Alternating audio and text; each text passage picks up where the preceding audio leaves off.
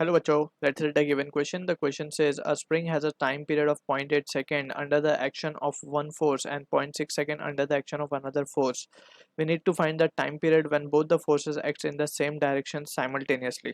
So to understand the question, we need to have an idea, or we can have the key concept of time period of a particle that is performing, we can say SHM, right. So जब हम बात कर रहे हैं spring की, सो spring के अंदर जब हम फोर्स अप्लाई करते हैं, so this spring perform S H M, right. So यहाँ पे अगर हम मान लें कि एक spring and it is connected to a block, so and this is at the mean position now, and when it is given a slight displacement from its main position, so ये क्या, spring start oscillating, right, or we can say the spring starts to perform SHM. So under SHM जो restoring force होती है, it is given by the expression F equals to minus kx, right. So this is the necessary condition for SHM also we can see. अब यहाँ पे we need to understand ये force हमने apply की है, right. This force is applied, वही force spring ने ऊपर की तरफ restoring force के तौर पे लगाई, ठीक है. So force जो force हमने apply की उसी के opposite में ये spring force लगी है, that is the restoring force, ठीक. अब जितना ज़्यादा डिस्प्लेस होगा नीचे की तरफ, उतनी ज़्यादा ये रिस्टोरिंग फोर्स होगी. अब यहाँ पे we can see from this situation, हम अगर इसको by Newton second law mass into acceleration लिखा जा सकता है इसको, and this will be the case. So यहाँ पे हम देख सकते हैं acceleration can be return as minus of, this can be return as k की जगह just we have to divide mass on both side, so ये यहाँ पे आ जाएगा इस तरीके से, and this can now be return as omega square into x. So this is also the expression that we need to keep in mind. अब यहाँ पे हमें एक्सेलरेशन की वैल्यू तो मिल गई है. जस्ट अगर हम यहाँ पे देखें कि अगर if we now multiply m on both side, so ये हो जाएगा force, and that will be equals to minus m omega square into x, ठीक है. अब यहाँ पे वी कैन सी कि ये जो एक्सप्रेशन है इन टर्म्स ऑफ जस्ट मैग्नीट्यूड अगर हम देखें तो एफ को हम क्या लिख सकते हैं, नेगेटिव साइन यहाँ पे ये शो कर रहा है कि फोर्स जो हमने अप्लाई की थी या फिर जो डिस्प्लेसमेंट था इसका नीचे की तरफ, उसके अपोजिट रीस्टोरिंग फोर्स लग रही है, ठीक है. So in terms of magnitude it can be written as m omega square into x. अब ओमेगा स्क्वायर को हम क्या लिख सकते हैं, omega square can be written as 2 पाई/t लिखा जा सकता है इसको, राइट. सो 2 पाई/t का स्क्वायर करेंगे बेसिकली, सो ये हो जाएगा 4 पाई² अपॉन t का स्क्वायर इंटू एक्स, और यहाँ पे f है.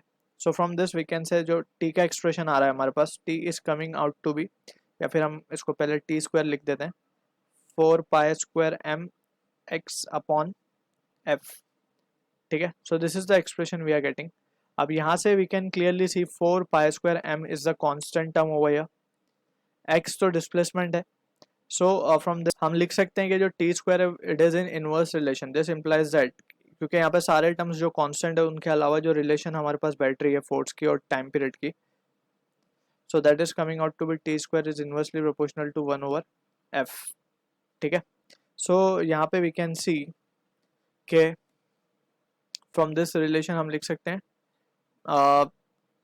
T1 upon T2 will be equals to under root of F2 upon F1, ठीक है. अब यहाँ से वी कैन सी कि T1 अपॉन T2 की अगर हम बात करें, सो टाइम पीरियड हमें गिवन है 0.8, 0.6 and that will be equals to F2 upon F1.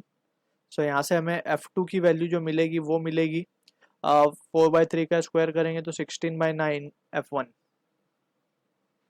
ठीक है. सो ये एक रिलेशन हमारे पास आ गया.